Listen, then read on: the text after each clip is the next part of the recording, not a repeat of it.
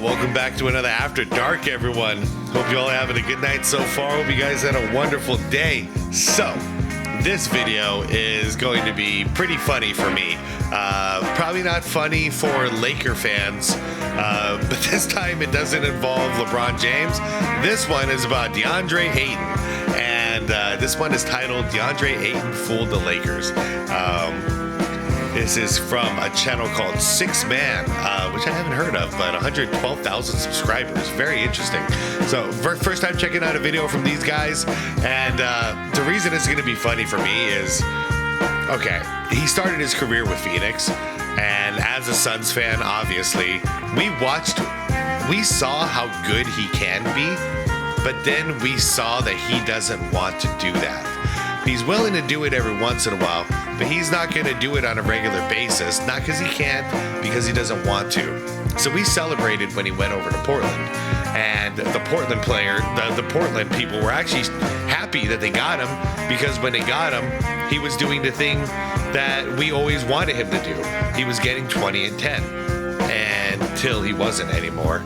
And then they got so fed up with him because they realized the same thing we realized, and it's not that they traded him, you guys.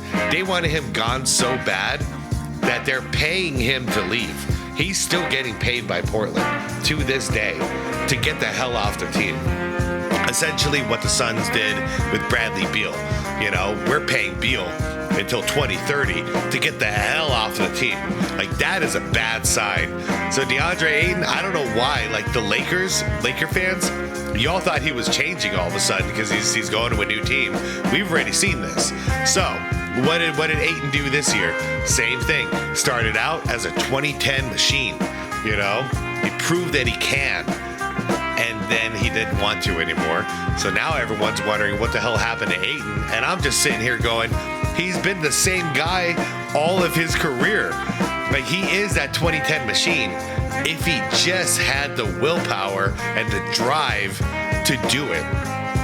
But it doesn't seem like that's just a part of who he is. It's not his nature. He doesn't want to do it. So anyways, Laker fans, you're stuck with him for now. You know, it is what it is. But I just find this all humorous because we were talking about this here in Phoenix, you know, like 2020. We were already talking about this.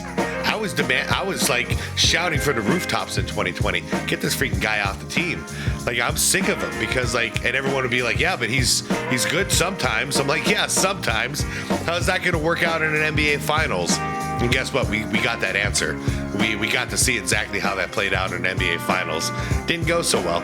Anyways, you guys, long rant on the intro. This is why I wanted to react to this video, because when it comes to Ayton, man, have I heard a lot of people say, oh, you're wrong. You're just hating on Ayton. I'm like, no, man. I see him for what he is. I accept him for who he is. You know, he should be a bench player. He'd be a good reserve center, low paid. And, you know, you go out there and you play like 20 minutes a game, and, you know, maybe then you'll play hard. I don't freaking know, but starting him is a dumbass idea. Anyways, guys, link to the original videos down below. Shout out to members. I appreciate you guys. Like the video if you could. Let's get into this. This would happen. Blazers fans, Phoenix fans, yeah, we did. Even Colin Cowherd might have been right. Because it seems no matter how talented Deandre Ayton is, no matter who he's playing with, no matter where he's playing, or no matter what he's playing for, some things just don't change. No, he is who he is. Ayton was watching. Good job. Now Trey, take it yourself. Ayton was kind of flat-footed, and he beat him. And that has been the knock on Ayton since he came in. Our society is so weird because we're always thinking about people's potential and like changing them into this or that. How about just accepting people for who they are? He is who he is, you know? A guy like him or a guy like Ben Simmons, they are who they are, man. Just accept them for who they are. Stop expecting them to change. His motor, lack of motor. And he's headed to the bench right now. Jackson Hayes checks in. You heard the Pelicans commentators on that clip.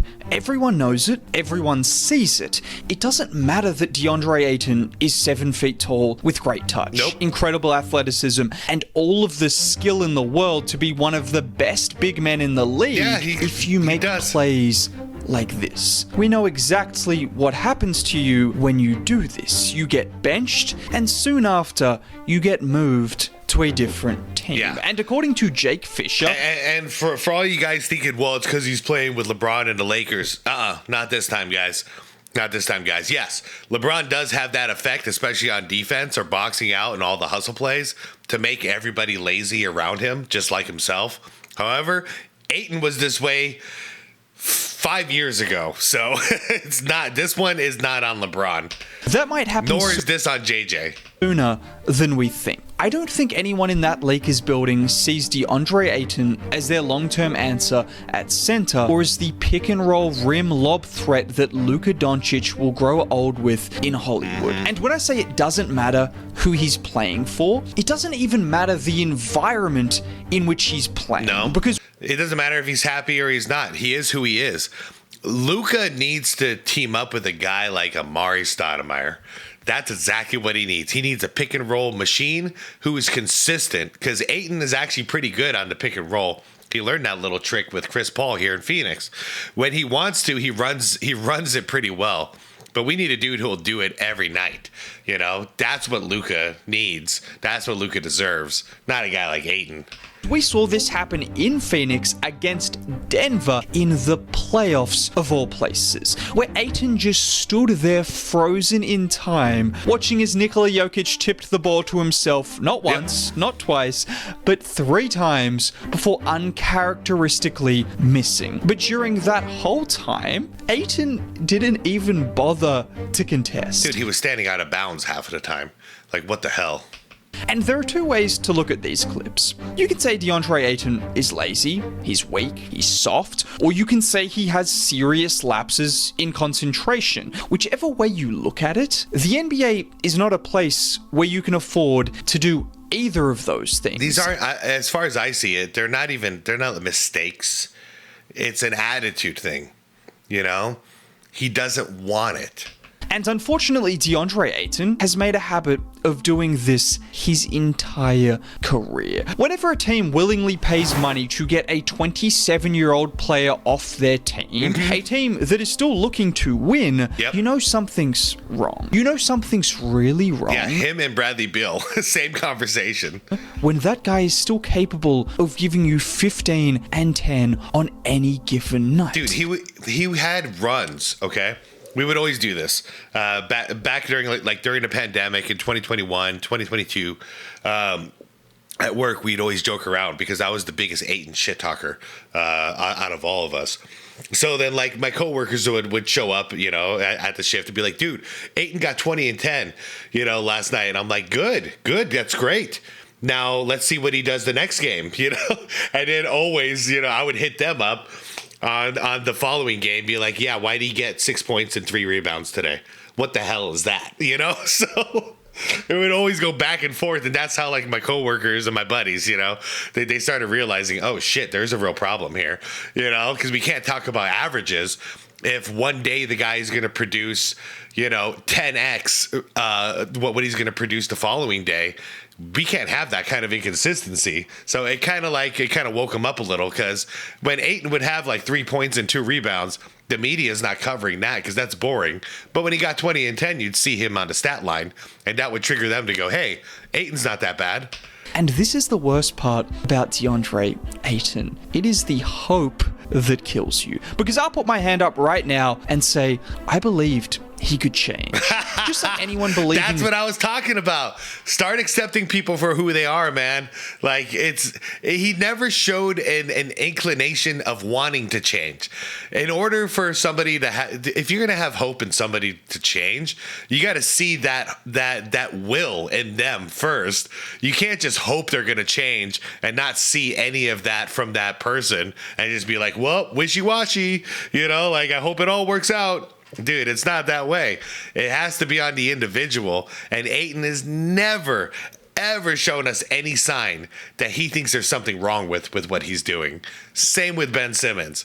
If they're not going to address the issue, there ain't no way in hell they're going to actually change. Because in their mind, change what? Everything's all good. that guy who cheated on his last 3 girlfriends won't cheat this time. No, I'm different. He's different. We're in LA. Luka Doncic is playing. LeBron James. JJ Redick believes in Deandre Ayton. Who cares? We were a real title contender with him. We went to a finals with him. He didn't change. He didn't show up in the NBA finals. He was a soft ass. He was soft ass like Sherman. He's wearing his shirt to practice. Deandre is saying all of the right things. He's going to change for me. You know, get back to the person I was and just contribute the best way I can to fit in.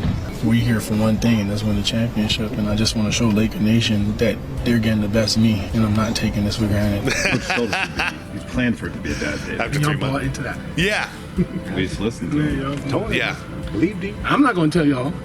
And I bought into all of And the that drives hype. me crazy because we were getting some crap about the coaching over here in Phoenix. Like some people were saying like that was the problem. Look at him. Look at him. 3 months in, he went from appreciative for the opportunity to he's talking shit about his coach in the media. About Deandre Ayton in LA. And the reality is, he hasn't been terrible this season. In fact, you could look at the numbers and suggest he's been great for his price. 14 points per game, 8 rebounds, a career-high shooting percentage. But unfortunately, unlike the most successful role players in the NBA, who take the shots they get and then they do everything they can to make an impact. Rebounding, playing defense, doing all of the little things. The little things that get you paid a lot of money. Good play. Ayton, he's just not one of those guys. You know, bigs can't feed themselves, and you know, I just try my best to do what I can. And there it is again. So he's already talking trash. So he talks trash about his coach. Now he's talking trash about his facilitators, which is funny to me because the only thing you're good for is the pick and roll. So like, how much do you want?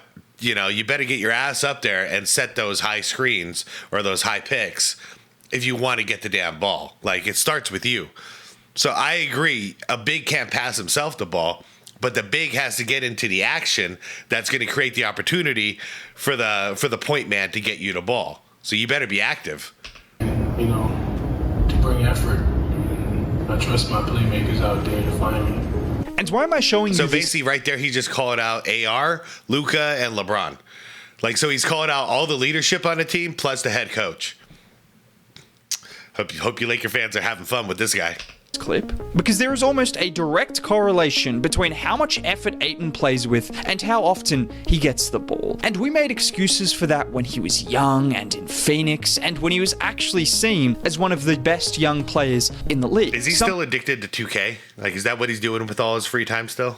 Someone who you would want to give the ball to and try to develop and grow. Deandre Ayton is 27 years old now. He's playing on a team with 3 guys significantly better and more productive than him. He was bought out by his last team. Look around the league. Get some perspective, Deandre. Because Jakob Poeltl, Isaiah Hartenstein, Miles Turner, Jared Allen, all of these guys are getting paid twice or 3 times the amount of Deandre. Do these guys score more points than him? Yeah, but he's getting 2 paychecks while regular NBA players are getting 1. He's still getting a paycheck from Portland and he's getting a paycheck from LA. So in his mind, if you were a young buck and you're in the NBA and you somehow found a way to get 2 teams to pay you at the same time while you're playing half-assed, maybe he feels like he just won the game of life. You know, maybe he doesn't think he has to change because he's getting rewarded like crazy for being the way he is. Not really. Are they more skilled offensively than him? None of them are. Do they compete on defense almost every single night and make an impact when the ball isn't in their hands? Do they set hard screens and play their role? Yes. I mean, they do all of those things. I don't know about the defense, but yeah, outside of that, yeah. Makes this situation even more frustrating is we have now seen it in every single environment. Yep. We saw it when he was young in Phoenix with Chris Paul and Devin Booker and how they grew tired of him. Then he went to a place in Portland where there was no expectations, there was no pressure, and he had the opportunity to get some touches and some opportunity. They grew tired. Yep, same old thing. Alley-oops, alley-oops. All of his freaking points are on alley-oops, guys. And now he goes to LA, a chance to revive his career in the biggest market with one of the most talented players and point guards ever, alongside LeBron James, JJ Redick, a coach who believes in him, and they're You guys noticing? I mean, this is really, since he was a rookie, and I've been watching his whole career, this is it. It's alley-oops off of pick and rolls, or just you got to feed him the ball right at the rim, you know, and then he can finish it. You give him the ball in the post, like a real big man. You give him the ball anywhere out here, or even like nowadays modern ball, like a 3-point shot. Any of these spots, Ayton is useless. He's got to be right in here, and that's it. He's got such a limited move set. Guys, I'm taking this 8-minute video and I'm probably making it like 20 minutes. My bad, you guys. Ayton, this is a touchy subject for me, man. Frustrated of him as well. And you know what? So am I. Because it is fine to have all of this talent and all of this potential, and sure, you can put up your 14 points a game and say you didn't get enough touches and you could do more with those touches. This is the NBA. The reality is, if you are not Luka Doncic or LeBron James, even Austin Reeves has to sacrifice. Deandre Ayton is not above sacrificing, but he seems to think he is. And you know what's bad? When the Lakers are choosing to close games with Jackson Hayes instead of him. Yeah. And this is what Luka said. Jackson Hayes, he's playing harder. About Jackson Hayes. I love playing with him down the stretch. I think we have a great chemistry. Obviously the pick and roll, but like I said, 2 to 3 games ago, he's improved so much in everything. Really glad that he's on the team. And I'm not going to be one of those guys and say, oh, Luka Doncic is taking shots at Deandre Ayton because he's mentioning this about Jackson Hayes. No, he just shouldn't be talking about Jackson Hayes closing games and talking about the little things and how Jackson Hayes is actually good in the pick and roll. Jackson Hayes is a backup NBA center. I'm not calling him a bum. That's just the reality. He is a backup center with a very limited skill set. A skill set so much more limited than Ayton, but what does he do, which Ayton doesn't do consistently? He plays with effort, he doesn't sulk if he doesn't get the ball, and he rolls hard to the rim. The Lakers didn't even want to re-sign Hayes. They were looking around. Anyone? Anyone else? Can we sign anyone else? Fine, Jackson, we'll bring you back. And now he's closing games in front of their marquee free agency signing, a guy who was the #1 overall pick at one point in time. And let's be honest, if you can't play well in the biggest market in the league, with one of the best point guards and 3 of the best offensive... You got 3 facilitators to feed you the ball, man. Players in the league, with the pressure to actually win yourself a new contract. Not just the pressure of the fans and the environment, but money on the line. If you can't deliver in this situation, where else can we expect Deandre Ayton to deliver? I guess this is Shanghai just who Sharks. he is, and we should have seen it coming, considering... We did. Well, I don't speak for myself. I saw it coming. Everybody here, all my friends and stuff here in Arizona, we all knew exactly what this was going to be. The only time we didn't know 1,000% was when he first went to Portland, because that was the big thing, was like, okay, we know how he was here. You know, was that him and like a Chris Paul beef, or him and a coach Monty beef? You know, and so he started out good in Portland, and then within, you know, not even a quarter of the season, it became the same old Deandre Ayton. So for us here, yeah, we're not surprised whatsoever at what we're seeing. And me, I'd rather have a hungry player with less skill, but with the right attitude, like Jackson Hayes, over somebody who has more skill, but just a loser mentality, like Deandre Ayton. I'd put Hayes in there every day, all day. Like somebody like that, you got to prove to me that you want to be better and you want to help the team. You do that, you got yourself some minutes. You know, we're gonna make this work out. So, you know, if people are giving JJ crap about that decision, I don't agree with that at all. Like I give the Rob Pelinka crap for bringing in Deandre Ayton. And honestly, I heard LeBron was basically calling for Ayton before they actually picked him up. So I pretty much already knew that the Lakers were going to get Ayton before they signed him, because, you know, LeBron was sneaking that in. If he's sneaking that into the media, then, you know, he's saying there's a lot of good bigs out there, like Ayton, blah, blah, blah, blah, blah. Yeah, if he's putting it out to the media, he's definitely putting it to Palenka and the ownership group. So I wasn't surprised about that at all. And I'm not surprised it's not working. I think it's kind of funny. And I also think it's wrong, too, that he's getting 2 paychecks the way he is.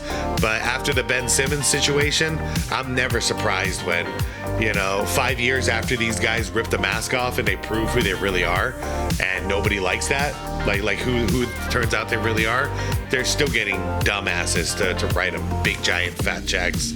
So I gave up on this one. It doesn't make any sense to me. Guys like Ayton and Simmons, I feel like after they expose who they really are, you need to just, you know, everyone should just make a decision. We're not writing him a check. So get him out of the league. Make room for somebody new in the league, because there's not that much room in the NBA. So get somebody with the right mindset in. Anyways, wow, do I talk a lot when it comes to Deandre Ayton. I'm going to get the hell out of here, you guys. Wow, man. You know what? I kind of like Ayton being in the NBA, because I just realized, like, to me, I hold a huge grudge against how he played for us in crucial moments in Phoenix, like especially during that NBA Finals against Milwaukee, and how Giannis destroyed him. Not that like anybody could really stop Giannis, but they'd at least try. Ayton didn't even give a damn, and it broke our hearts. So I'll never forget it. We'll never forget it. You know, for the time being, I'll laugh from afar at the situation that's going on and people talking trash about him, because yeah, it's pretty funny. But at the end of the day, man, his bank account is fat, so he's getting the last laugh. I'm out of here, guys. Thanks for watching. Like the video on the way out, subscribe to the channel if you want more content like this, and most importantly is to be water, my friends. Peace out.